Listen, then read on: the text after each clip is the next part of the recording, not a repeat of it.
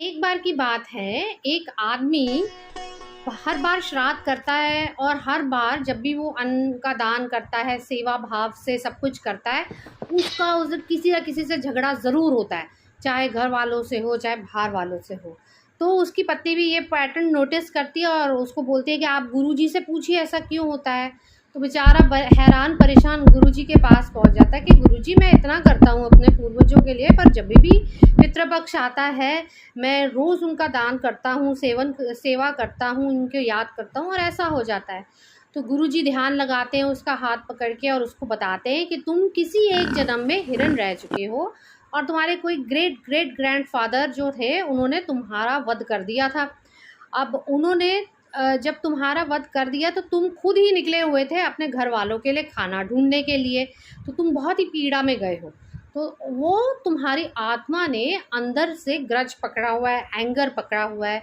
वो उसको समझाते हैं कि जो ये एंगर तुम्हारी आत्मा ने पकड़ा हुआ है, तुम्हें इसे ख़त्म करना होगा। क्योंकि ये जो क्रोध है, ये आपको डिल्यूजनल बनाता है। ये क्रोध से मोह पैदा होता है, मोह से स्मृति का नाश होता है, स्मृति से आपका ये क्या कहते हैं, इंसान का पतन होता है कि आपको डिल्यूजन बनाता है। डिल्यूजन बनाने के बाद वो आपकी मेमोरी का लॉस करता है और फिर सेल्फ डिस्ट्रक्शन मोड में आप जाते हो और इसमें किसी का कसूर नहीं है। ये तुम्हारी आत्मा का प्यार है, तुम्हारी आत्मा का प्यार, तुम्हारा गुस्सा है। तो इसलिए तुम्हें अपने आप को समझाना होगा कि वो उस समय की बात थी। वो बताते हैं कि तुम इसी परिवार में जब तुम अपने दादाजी के पास पैदा हुए थे, परदादा के पास, तो तुम्हारी और तुम्हारे परदादा की बिल्कुल नहीं बनती थी, बाप बेटे की बिल्कुल नहीं बनती थी। और फिर तुम जल्दी चले गए, फिर तुम इस परिवार में अपने दादा के बेटे बन के पैदा हुए, तो भी तुम्हारी अपने पिता से नहीं बनी।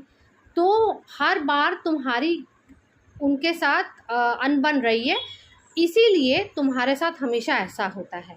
तो वो कहते हैं कि ये गीता का जो अध्याय 2 है, श्लोक 63 है, इसको दिमाग में बिठाओ और फिर उसके बाद दान करो पितृपक्ष में, फिर तुम्हें तुम्हारे पितृ आशीर्वाद देंगे। तो अगली बार वो पितृपक्ष में जब ये करता है, आप बहुत आंसू बहते हैं और माफ़ी मांगता है कि अपनी आत्मा से भी माफ़ी मांगता है, उनसे भी माफ़ी मांगता है कि भाई जो हो गया उसको मैं बदल नहीं सकता, पर अब आप मुझे माफ़ करिए। वो धीरे धीरे देखता है कि कैसे उसके पितृ उसको ब्लेस करने लगते हैं, जैसे जैसे वो अपने आप को माफ़ करता है, जैसे जैसे वो सेल्फ डिस्ट्रक्शन के मोड से बाहर आता है।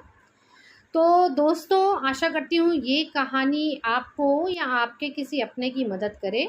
इसमें पंडित जी यही बोलते हैं